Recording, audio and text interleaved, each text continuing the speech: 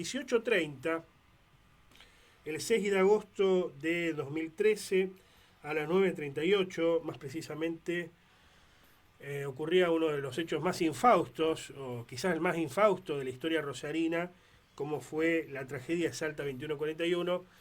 Allí explotó un edificio generando 22 víctimas fatales y más de 60 heridos, ¿no? Justamente hoy se conmemoran 12 años de aquel infausto hecho, como decíamos, y estamos en contacto para el caso, para que nos comente su experiencia como cronista, cómo fue cubrir aquel acontecimiento con Santiago Baraldi, periodista de la ciudad de Rosario. ¿Cómo estás, Santiago? Buenas tardes. Hola Antonio, ¿cómo va? Bien, te agradezco estos minutos. Me interesa charlar con vos. Vos en aquella oportunidad trabajabas en el Diario Ciudadano, te tocó cubrir ocasionalmente aquel hecho. ¿Qué, Sí, qué podemos decir al respecto? ¿No? ¿Qué recordás a 12 años de esa tragedia? Que parece muchos, pero parece que fue ayer también. sí, tal cual, parece que fue ayer.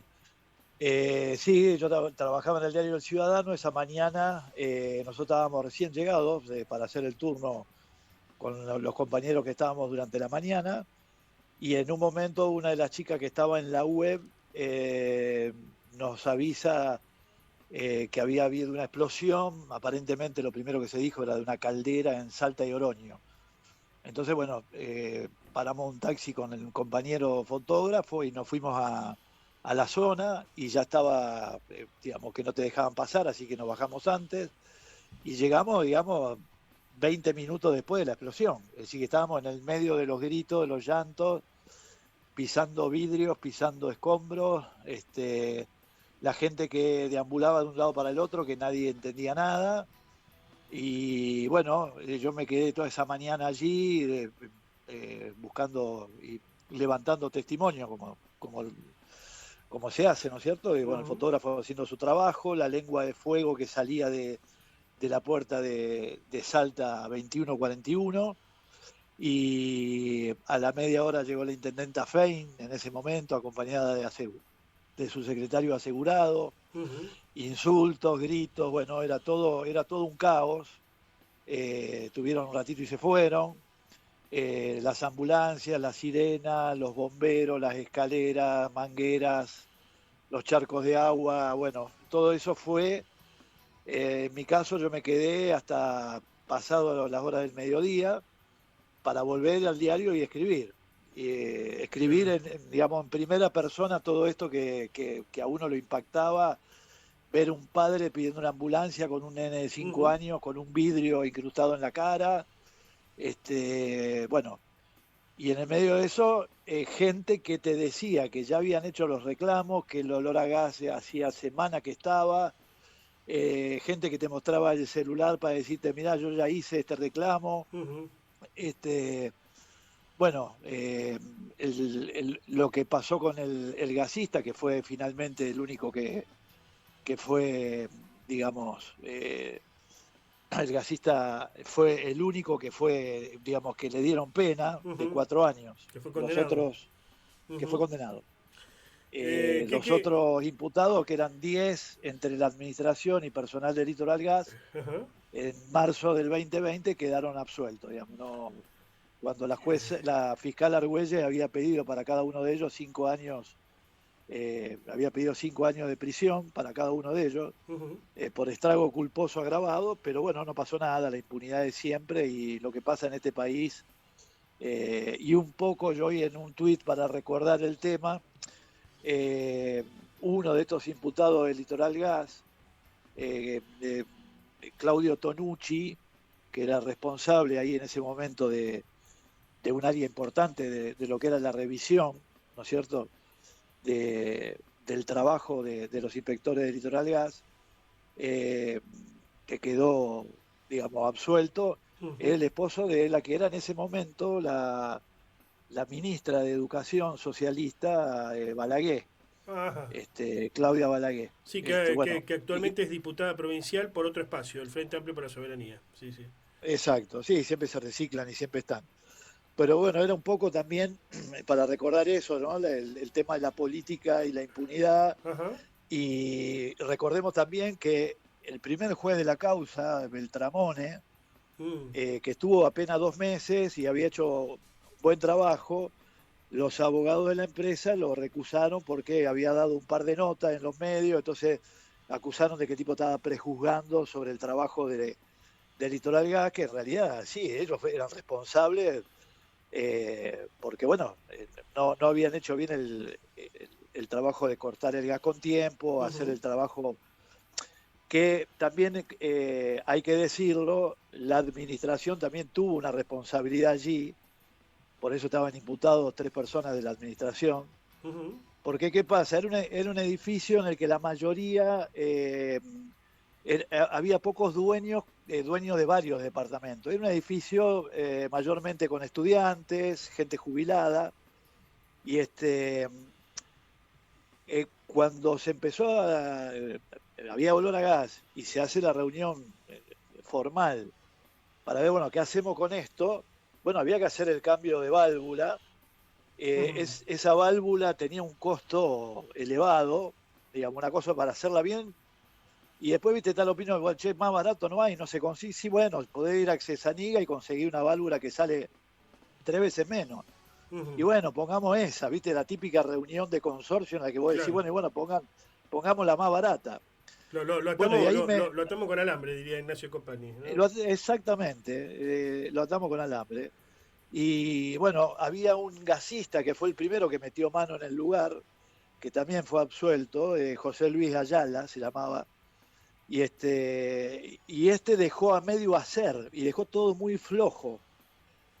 Evidentemente esa persona sabía que había algo más importante y no quiso seguir metiendo mano.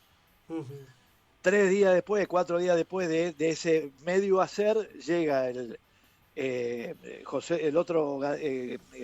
otro gasista García, ujú. que es al que finalmente le ocurre esto de que se le cae esa válvula, despide todo el gas que él describe que le peguen al pecho, lo tira para atrás, después viene ese zumbido como una turbina de avión, y bueno, todo lo que ya sabemos que ocurrió Eh, a eh, las 10 menos 20 de la mañana de ese 6 de agosto, ¿no? Hablaste de impunidad. ¿Pensás que, bueno, hubo algún, alguna como orden, alguna bajada de línea por parte de la política hacia la justicia? ¿Pensás No que tengo hubo, ninguna duda, sí, viste como se dice, no tengo prueba, pero no tengo duda. claro, La realidad marcó eso, la impunidad de que quedaron todos absueltos. Y el último eslabón, que fue el gasista García, el que pagó el pato por todos, digamos, ¿no? sí, lo que Eh, se dice habitualmente un perejil, ¿no? Sí, el sí, perejil, sin claro, sacarle tal cual, responsabilidad, ¿no? Que la tuvo también al respecto, pero tal cual. me pensaba en esto, sin quedar como clasista, pero esto tuvo más repercusión y va a tener, sin lugar a dudas, más repercusión para la historia porque se trató de un hecho que sucedió en pleno centro, donde mora la clase media o clase media alta rosarina y no en un barrio. Digo, porque si esto sucedía en un barrio, a lo mejor no hubiera tenido tanta repercusión. ¿Qué opinas? No estoy de acuerdo con eso. No, yo Ajá. creo que si hubiera pasado en un edificio Fonavi que se viene abajo, yo creo que hubiéramos estado con la solidaridad. ¿Ahí me escuchás? Sí, sí, te escuchamos, te escuchamos. La solidaridad estuvo intacta, digamos, de la Ujú. gente de la ciudad, digamos, en ese sentido, y el trabajo de los bomberos, de gente que incluso acá no se daba abasto, y bueno, vinieron bomberos de la zona. Recuerdo, yo vivía a pocas cuadras de ahí, así que todos esos días yo me quedé haciendo vigilia y haciendo notas, y me acuerdo de esa primera noche, uno de los bomberos haciendo un descanso que era de Firmat, y me dice, es desgarrador escuchar los celulares entre los escombros. Hacíamos silencio y claro, era toda familia llamando al que había quedado ahí. Claro. Este, después la llegada de los perros de Paraná, los perros que buscan vivos y perros que buscan muertos. Bueno, fue una sucesión en esos días de trabajo intenso, y recuerdo que, bueno, en esa esquina de Oroño y Salta está un local que se llama Ana Juana, y ahí era el búnker de la política, digamos. Ahí iba Bonfatti, Fein, estuvo Berni varios días acá, la gente de defensa civil, de gendarmería, Ujú. manejaban ellos desde ahí, y el bar que estaba enfrente, que ahora no está más, se llamaba Malos Conocidos, eh, era el búnker donde iban los rescatistas, los bomberos, iban ahí a tomar agua, a buscar un poco de descanso, Ujú. y y después hubo un hecho que yo lo encuentro de casualidad, el día viernes. Esto fue un día martes. El día viernes yo estaba en la esquina de Oroño y Salta, y una persona que me vio que yo estaba con un cuaderno y una virome, me dice: usted es periodista, dice, fíjese, dice que ahí en Ana Juana están a los gritos.